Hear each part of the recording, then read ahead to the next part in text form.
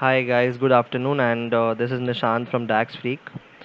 So today I'm building a video on intersect function. That's the DAX function. So a lot of times I've received the request that people want to compare two lists. So for example, the use case for this would be like if currently my in the month year selection I have December 17 as selected, right?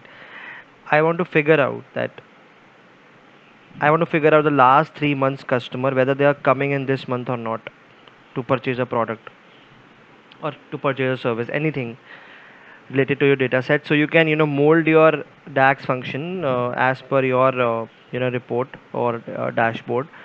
But the main motive of this video is basically how we can use the intersect function to compare two lists or two tables together, right? So here what I'm going to do is I'm going to select any month. For example, right now it's December 17, so I'll select October 17. What this means is basically by using this intersect function we go 3 months back. So right now it's based on 3 months, and then it basically comes back to this. So whatever customers are coming in July, August, September, whether they are coming back in August 17th or not. So that is where we it this process or this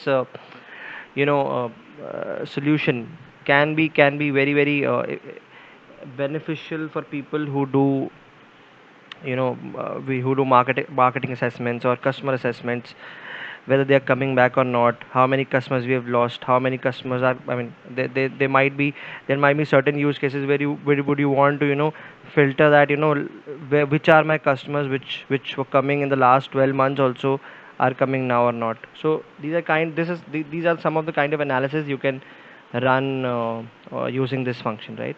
So let's go straight to the function. Call it the intersect function. So that's a DAX function itself. I've just named it by that. So what I'm doing is I'm creating three variables, and then I'm you know publishing the result by using this count rows function. So let's start with the variable A. Let's name it prior 3 months. So these are my prior 3 months customers, right? So I'm calculating a table which is basically a calculate table function to compute the values of customer ID. This is very simple. This just returns me the distinct customer IDs. Now I'm filtering the entire date table wherever my month number is greater than the max of month. So basically I'm filtering everything in the date table, and I'm in the row context level I'm going deeper into detail wherein I'm filtering my date serial month which is greater than my max of this month. So basically max is just nothing but just this selected month, right? Minus 3. So I'm going 3 months back because I'm filtering everything, so I can go here up and down. So I'm going 3 months back, it goes to July, and then serial month is less than max date, so it is also less than max date. So the function basically returning the 3 months customers, right? And variable B is very simple, wherein I'm just calculating the distinct count of customers of in October. Now what intersect does is, if I go here, so this is, I'll write this month. So now I want to check here, right?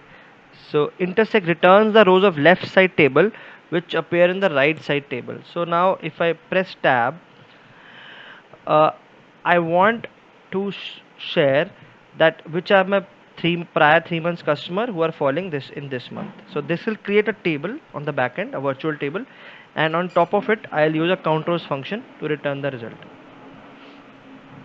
So guys, this is a very intuitive function, or a very analytical function, wherein it could you have n number of use cases for this. There are a lot of times in Excel also we compare two lists together, and we have to do we have to VLOOKUP on one list. You go to the second list, you look up on the first one.